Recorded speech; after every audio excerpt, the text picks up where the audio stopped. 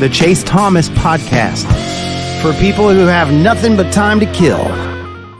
You're like, sorry, buckaroos, it's my show now. And you take over the studios and you get to do your most sports radio takeaway from game one with the Atlanta Falcons and their victory over the Carolina Panthers. What do you lead with? Desmond Ridder. Honestly, because the starting quarterback is what sells. People show up and buy tickets because they like the starting quarterback. They don't necessarily come because they like the running back, I will say. And I love Bijan Robinson, but the lead story is Desmond Ridder. And I don't blame him for the performance on Sunday. He was 15 of 18. It's a pretty good performance, all in all, until you look at the fact that he had, 115 yards. You take out some of the sack yardage, and he was sub 100. And that's just unacceptable. And yes, he had the passing touchdown, and he really wouldn't have had the passing touchdown if it wasn't for the fact that you have a supreme athlete in Bijan Robinson, a guy who's just a freak of nature, who showed why he was worthy of a top 10 pick in the NFL draft with that play, just specifically in that play. And he had a good game just in general, not even just that one run. But Desmond Ridder, I don't blame him necessarily because Derek Brown, and we'll talk about this coming up here in a little bit, but Derek Brown and Brian Burns were men possessed for Carolina on that defensive line. And early in this game, you saw they pretty much did whatever they wanted to as far as rushing the passer, and they were getting pressure.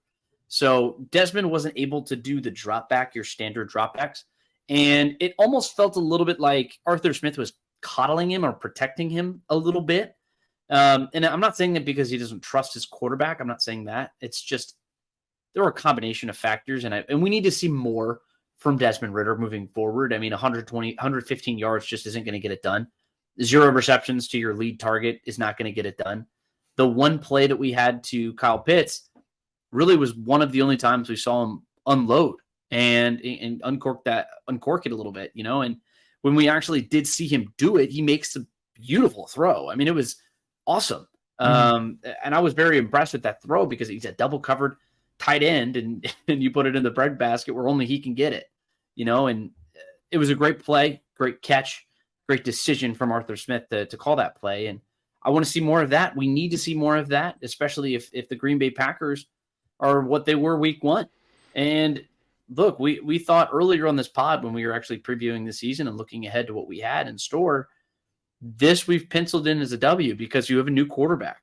And I don't know if we can do that anymore because, look, you're in the NFL and every week's going to be difficult. Every week is against professional athletes, But I thought we were going to have a little bit more talent than Green Bay. And it turns out Green Bay didn't miss a beat week one. And I don't know if that's just because they played the Bears.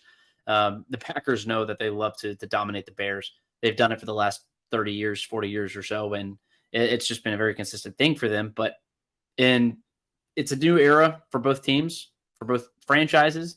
We'll see what happens next week, but we need to see more from Desmond Ridder if you want to win football games and eventually win the NFC South.